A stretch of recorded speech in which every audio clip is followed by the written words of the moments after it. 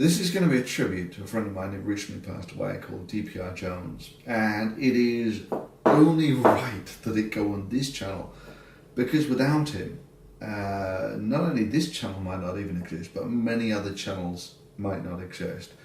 And another friend of his called the Rationalizer suggested that we have one last toast to DPR Jones. For the central figure he was in the community. And seeing as one last toast, this is Bacardi 151. They don't even make this stuff anymore. It is completely unique. Just like our good friend. So, this is for DPR Jones. Now, back in the day, when I first met DPR Jones, goes back to the early days of YouTube, maybe more than 10 years ago. And, people like Viacom and Disney were desperate to keep all of their material off of YouTube, and they needed new laws to do it. And eventually they came up with something called the Digital Millennium Copyright Act. However, by the time they'd actually done it, it was kind of pointless, because by that time they decided that YouTube was awesome and they should be promoting their stuff on YouTube as much as possible. However, the laws they put into place were massively susceptible to abuse, and so obviously they were abused.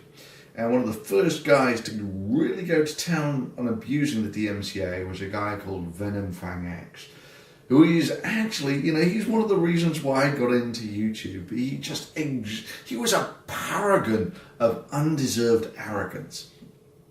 And, at one point he decided he didn't like all this criticism.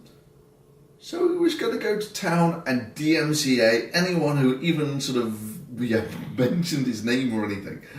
And he felt like 200 or something of these DMCAs, or 100 or something like that.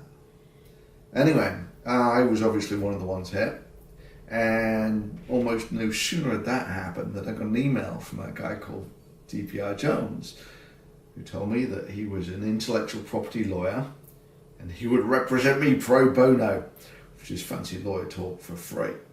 And over the next couple of weeks, he completely outmaneuvered VenomFangX. And, mostly him, a little interjection from me.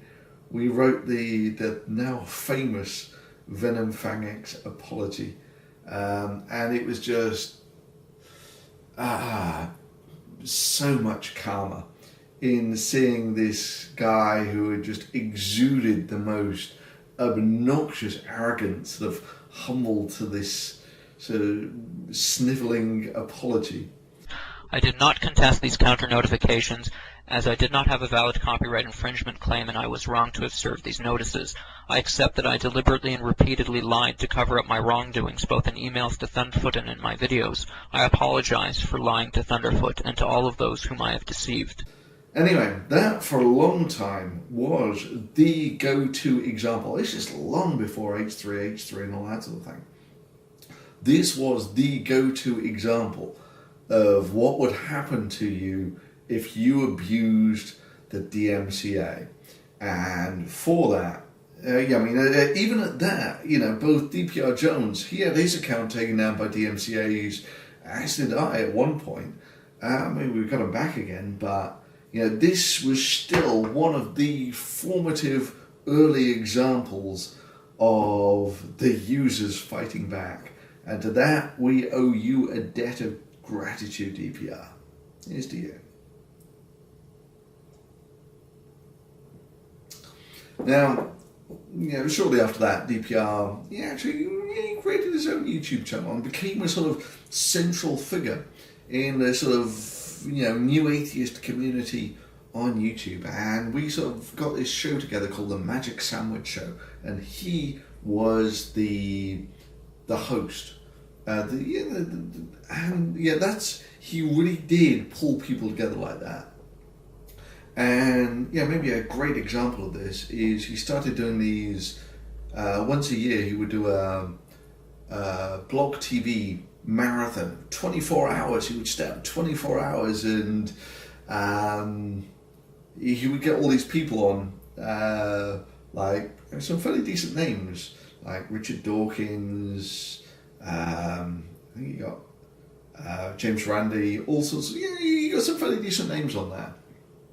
And over the years, he raised over $100,000 for Médecins Sans Frontières, Doctors Without Borders. Which, again, congratulations, good job, DPR.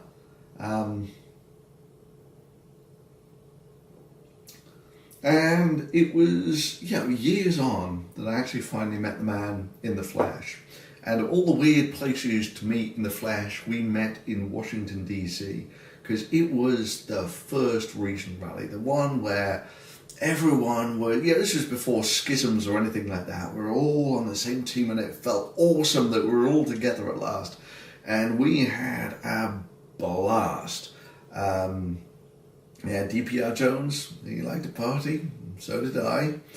And I think it's from that I'm going to take the final send-off for DPR. That was, those were golden times. Over the years, I started going on the show less and less, and he started doing it less and less. You started doing more real life things.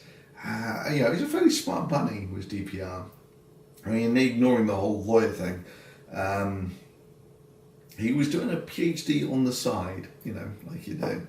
And it was in something weird. It was, the ethics of modern warfare.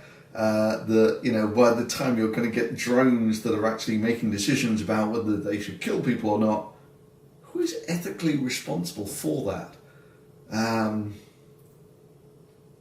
And I still remember with fondness that, it's only a few years ago now, that maybe 5.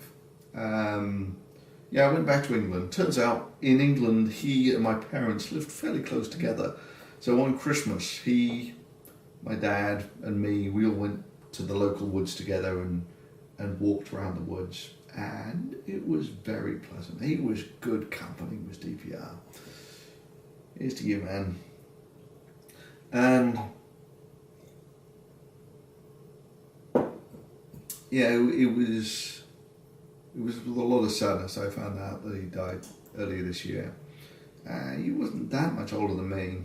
I didn't know how he died.